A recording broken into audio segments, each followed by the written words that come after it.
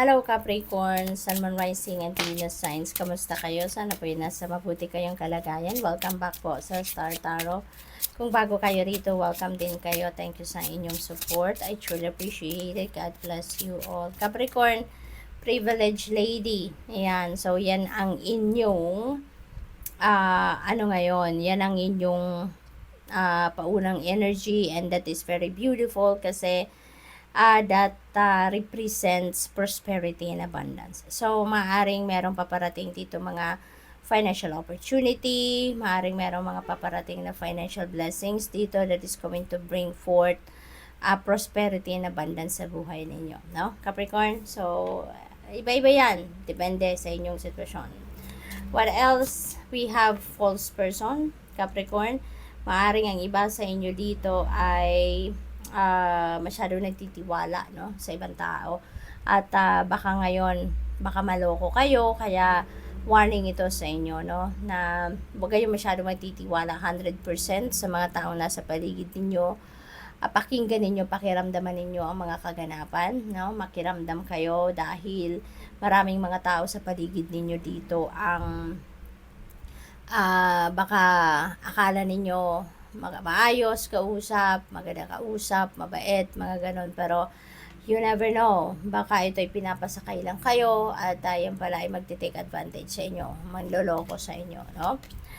Ayun na nga. See, may false person, may thief. So, low vibration people are around you, Capricorn. Kaya mag-iingat talaga kayo. Mag-iingat kayo dahil maraming manloloko.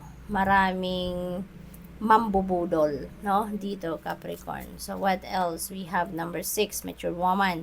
Ayan, so dito naman sa mature woman, baka ito ay this could be anyone, ano, sa buhay ninyo na medyo siguro very influential ito sa society, at maaaring very malaki din ang influensya nito sa buhay ninyo. So, this could be anyone. Maybe this is your mom, this is your grandma, auntie, boss ninyo, maring ganon, or baka this is abogado, maybe you are dealing with legal na usapin, no, kaya maaring may pag-uusap din kayo sa mga ganong klase. We have number 33.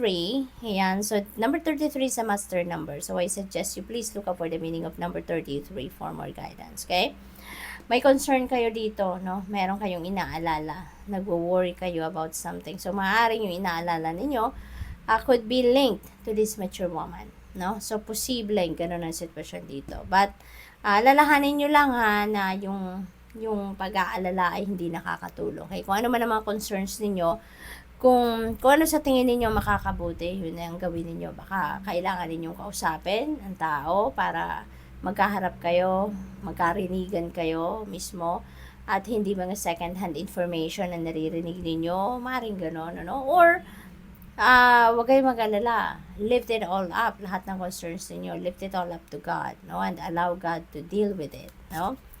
Tulungan kayo. Maaring nag-iisip din kayo, isang babae ang laman ng isip niyo. So, this could be anyone, ano? But maybe you are thinking about this woman, no? So, kung ano man ang relationship mo dyan sa woman na yan, depende sa inyong sitwasyon. Baka ito din, yung woman na baka pinagdududahan nyo rin ito, na siya yung thief o siya yung false person. So, it could be anything. Change, may pagbabagong magaganap dito for some of you, Capricorn. Maaring change of place of residence ito, relocation, change of jobs, change of career. Baka magbabago din yung direksyon ng buhay ninyo. Maaari din na yung change na to is that might require you to travel, no? Baka related din sa pagta-travel ang mga pagbabagong ito, no? What else? We have 18 child. Baka ang iba sa inyo is welcoming a baby, no, Capricorn? Baka ang iba sa inyo dito buntes, or baka ang iba sa inyo manganganak, no, Capricorn? Probably, ang iba din sa inyo dito is magsisimula talaga ng bagong chapter sa buhay ninyo. Kasi child is also a new beginning energy. So, baka talaga, no, sa change na to, baka malaking pagbabago ito. Baka maraming areas ng buhay ninyo dito ang apektado, no, sa mga changes na to. So, good luck sa inyo. What else? We have number 34. Maaring isa na sa bago ang tatahakin ninyong path is your trabaho. Baka mag-change kayo ng career or trabaho talaga. Maaring ganon, no? At maaring sa ngayon, yung trabaho makukuha nyo, baka ito na yung gustong-gusto nyo talagang ginagawa. Maaring yung trabaho mo to, this is where your passion is, no? What else? We have number 32, despair. Ayan, so despair energy, ano ito wag kayong tawag dito, wag kayong mag-dwell on the problem itself na. Kasi dito, baka yun ang iniisip ninyo. Yung problema itself yung iniisip ninyo. Pero since alam niyo na ang problema, mas maiging ang isipin nyo na ngayon, pagdiskartehan nyo na ngayon, ay kung anong magagawa ninyo dito sa problemang ito. Para na masolusyonan ninyo yan. Ang isipin ninyo, ano yung magagawa ninyo to change your situation right now. At graduate na kayo dito sa despair energy na ito. No? Kasi the more na mawalan kayo ng pag-asa, mas lalong wala kayong mahahanap na solusyon. Mas lalong mawawalan kayo ng clear direction dito kasi parang you will be clouded. Yung isip ninyo will be clouded, no? At kaya mawawalan kayo ng pag-asa, mawawalan kayo ng amor sa buhay, yung ganun ba? And then we have number 32. Number 32 becomes number 5 kasi 3 plus 2 is 5 and that resonates with change, no? Meron kayong change energy, kaya kapit lang, laban lang. Just hold on, diba? Makukuha at makukuha nyo din yung solusyon sa inyong mga problema, okay?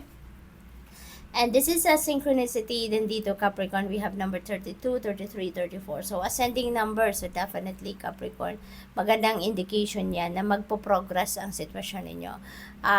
Your situation is going to improve, no? There's going to be progress of events coming up sa buhay ninyo at maaaring yan ay related dito. So, kung nawalan man kayo ng trabaho, may occupation energy tayo, so baka kayo ay makakakuha na ng bagong trabaho then eventually. So, good luck.